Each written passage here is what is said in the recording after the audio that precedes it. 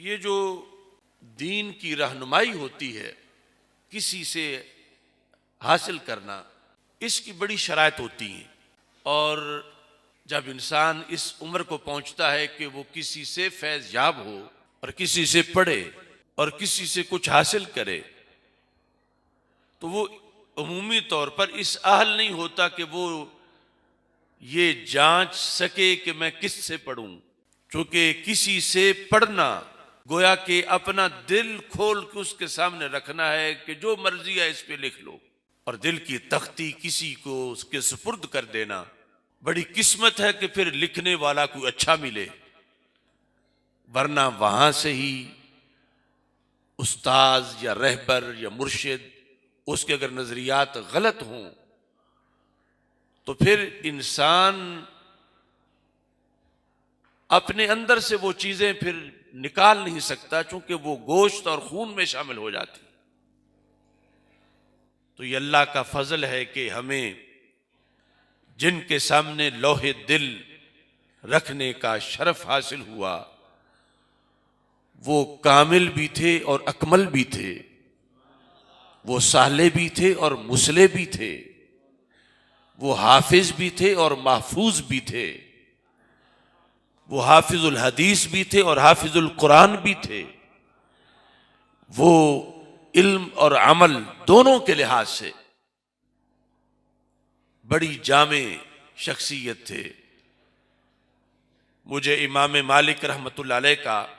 वो कौल याद आ रहा है, पहले सहाबा का दौर और फिर सहाबा के उठने से इल्म उठा और एक मुआशरे के अंदर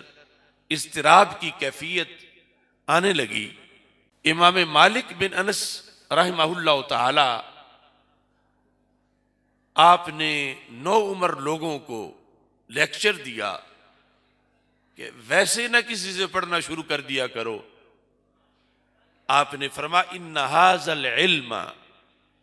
हुआ लहमों का व दमों का, फरमाया ये जो तुमने दीन पढ़ना है ये तुम्हारा गोश्त भी है, तुम्हारा खून भी है। यानी एक तो है ना कि कपड़ा लेना जो बदन के बाहर है, बदन के ऊपर है, उसका अंदर कोई दखल नहीं, लेकिन किसी से तालीम लेना ये बंदे में इस हद तक सरायत कर जाती है कि इमाम मालिक ने ये लफ्ज बोले हुआ लहमों का व दमों का। किसी से इल्म जो तुम लेते हो तो यूं समझो तुम उसके बदन की बोटी अपनी बोटी में शामिल कर रहे हो और उसका खून तुम अपने खून के अंदर शामिल कर रहे हो। व अनहु तुसअलु यौमल क़ियामा, क़यामत के दिन तुझसे पूछा जाएगा कि तुमने अपने खून में किसका खून मिक्स किया। फंजुर अम्मन ताखुजुहु, तो इमाम मालिक फरमाने लगे फिर सोच के किसी से पढ़ना, सोच के किसी का दर्स सुनना, सोच के किसी की तकरीर सुनना। ये यूं है कि तुम अपने खून में कोई चीज शामिल कर रहे हो, दिल की तख्ती पे कुछ किसी से लिखवाना चाहते हो। तो आजमाइश होती है नौउम्री में कि बंदा कैसे चेक कर सके कि कौन अच्छा लिखेगा कौन गलत लिखेगा। तो मेरी ये खुश नसीबी है कि मैंने बचपन जिस माहौल में गुजारा और मेरी लोहे दिल पर जिस हस्ती ने पहली तहरीरें लिखी वो हस्ती हजरत हाफिजुल हदीस की हस्ती है, और वो माहौल भिक्की शरीफ का है कि जिसमें एक तरफ बहरुल उलूम मौलाना मोहम्मद नवाज कैलानी रहमतुल्लाह अलैह, फाजिल बरेली शरीफ और दीगर असातिज़ा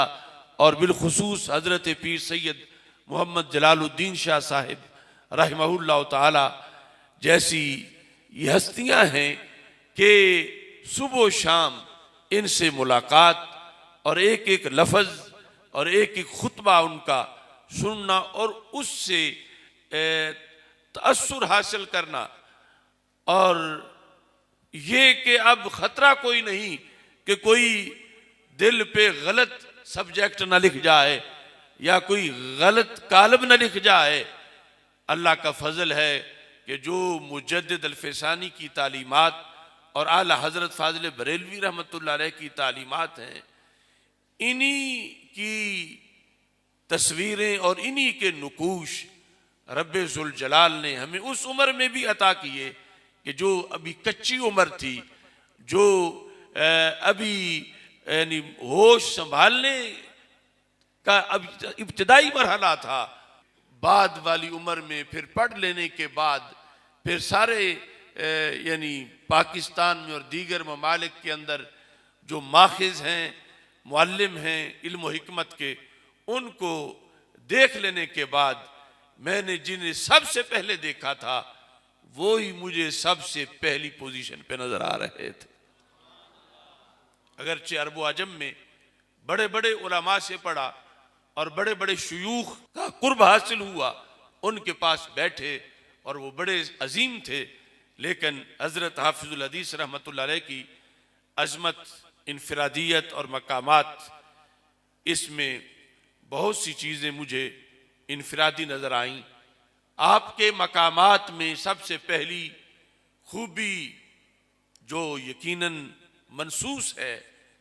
वो है आपका ख़ानदान नबूवत से होना और अहले बैत अतहार रदी अल्लाह ताला अन्हुम का सपूत होना, सैयद होना। और ये वो शान है जो कसब से हासिल नहीं की जा सकती। ये अल्लाह का फजल है और करम है जो हजरत हाफिजुल हदीस रहमतुल्लाह अलैह मशहदी सादात के घराने में आपने आंख खोली और आपके आबाओ अजदाद के अंदर भी करामात का सिलसिला मौजूद था। तो हजरत हाफिजुल हदीस रहमतुल्लाह अलैह उस नसब की बेस पर भी अजीम हैं और फिर कसब और अमल की बुनियाद पर भी आप अजीम हैं।